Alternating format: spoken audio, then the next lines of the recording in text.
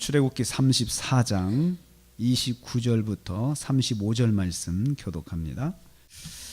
오늘 말씀은 시내산에서 여호와를 만나고 돌아온 모세에게 일어난 변화에 대해서 말씀하고 있습니다.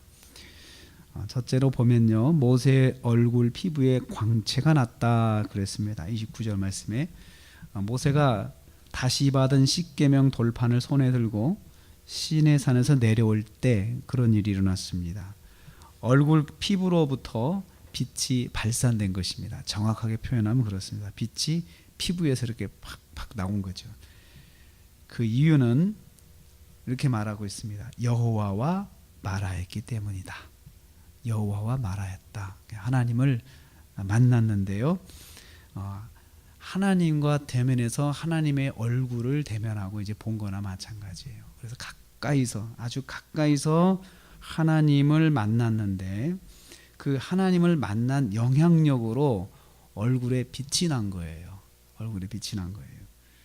그래서 하나님의 얼굴과 만났음을 말하고 있습니다. 하나님과 아주 친밀한 교제를 하였다는 뜻입니다. 하나님과 친밀한 교제는 여호와의 영광을 발산하는 영향력을 가지게 된다는 것을 보여주고 있습니다. 두 번째로 아론과 온 이스라엘이 두려워서 만나기를 주저합니다.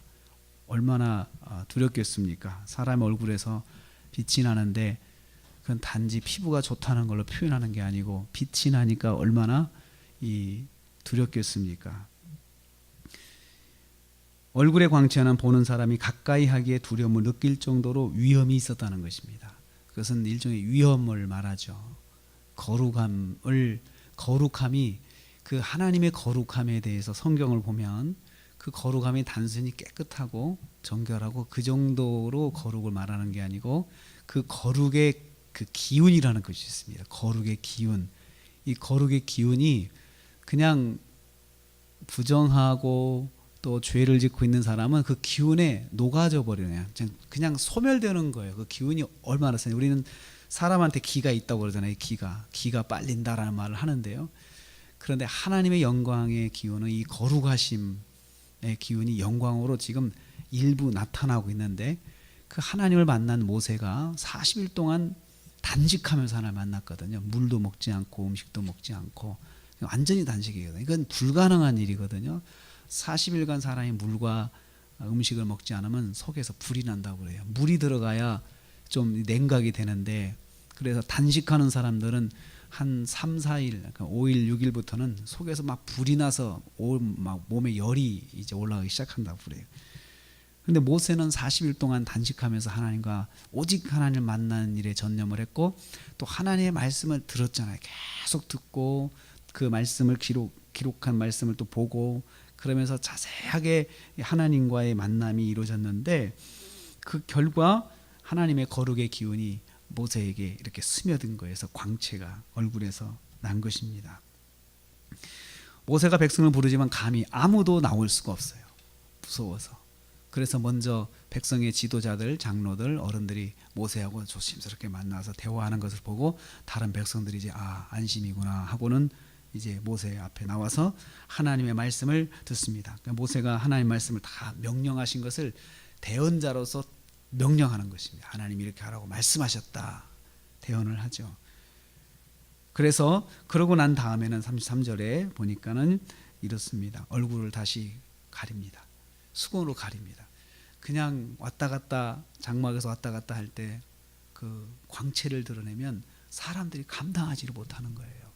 그러니까 그것을 가리고 사적인 자리에서는 가리고 공적인 자리에서는 얼굴을 드러내고 하나님 말씀을 전하고 하나님 말씀을 전하는 데는 그리고 하나님 만날 때는 수건을 벗고 사적인 자리에서는 수건을 가리고 이렇게 지낸 거죠. 오직 하나님 말씀을 전하기 위해서만 그 영광의 광채를 사용했습니다. 그리고 하나님 만날 때만 다시 영광의 광채를 드러내고 하나님과 만났습니다. 이것은 우리가 이렇게 볼 수 있습니다. 모세가 사적인 자리에서는 이 광채를 사용하지 않았고 공적인 자리에서만 하나님의 광채를 사용했다는 것이죠. 우리가 하나님과 만나고 하나님의 은혜를 입은 사람에게는 특별한 은혜가 있습니다. 특별한 또 권능과 권세와 위엄과 능력을 주십니다. 우리가 그걸 잘 알고 있습니다. 그런데 그것을 사적인 사용으로 해서는 안 된다는 거죠. 사적인 데 사용하면 안 되죠. 어떤 개인을 그 영광의 어떤 은혜로 개인을 누른다든가, 의견이 다른 사람을 뭔가 이걸로 누른다든가, 그런 자기 합리화를 사용한다든가, 그렇게 하면 안 되고 오직 하나님의 말씀을 전하는 일에만 사용을 해야 한다는 것을 알 수가 있습니다. 이 영광의 홍채는 백성들에게 하나님의 말씀을 전하고, 잘 전하고 하나님의 백성을 바르게 인도하도록 주어진 은혜임을 알 수 있습니다. 모세는 이 영광의 광채를 하나님 말씀을 전하는 데에만 사용했습니다. 사적인 자리에서는 수건을 가리고 그렇게 살았습니다. 저는 이 말씀을 보면서 누가복음 16장 8절에 이런 말씀 생각이 났습니다. 우리 성도들은 빛의 아들들이다. 빛의 아들들이다. 그래서 이 빛은, 이 모세가 하나님과 만나서 빛이 났잖아요. 그런 것처럼 하나님을 만나는 사람한테는, 성도에게는 빛의 아들들이라고 하는 별명이 있습니다. 무슨 뜻일까요? 마태복음 5장 14절에서 너희는 세상의 빛이라 라고 말씀했어요. 여기서 빛이라고 하는 것은 밝혀주고 비춰주라 이런 의미도 있지만은, 이 모세하고 연관해서 보면은 하나님을 발산하고 살아야 될 사람들인 거예요.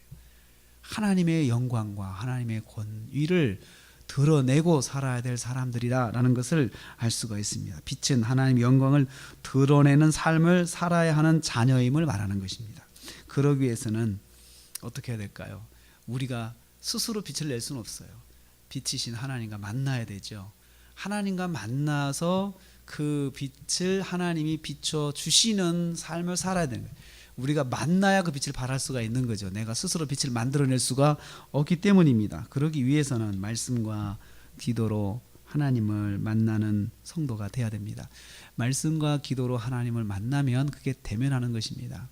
말씀을 듣는 것, 하나님 말씀을 듣는 거죠. 기도하는 것, 하나님과 만나는 거죠. 내 집은 만민이 기도하는 집이다. 이것을 하나님을 만나는 장소라는 거죠. 기도할 때 하나님 만나서 대화하는 거잖아요. 말씀을 듣고 하나님께 말씀을 드리고, 또 우리의 요청을 하나님께 말씀드리고 하나님께서 원하시는 걸 듣고 하는 자리가 기도의 자리인데, 그것은 무엇을 말하냐면 우리가 하나님의 영광과 만나는 시간이에요.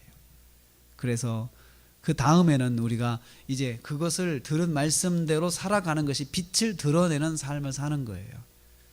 그래서 이 빛을 드러내는 삶을 사는 것을 공적으로 사용해야지 사적으로 사용하면 안 된다는 거죠. 사적인 일을 위해서만 하나님의 영광을 구해서는 안 된다는 것입니다. 오늘도 우리가 하루를 살아갑니다.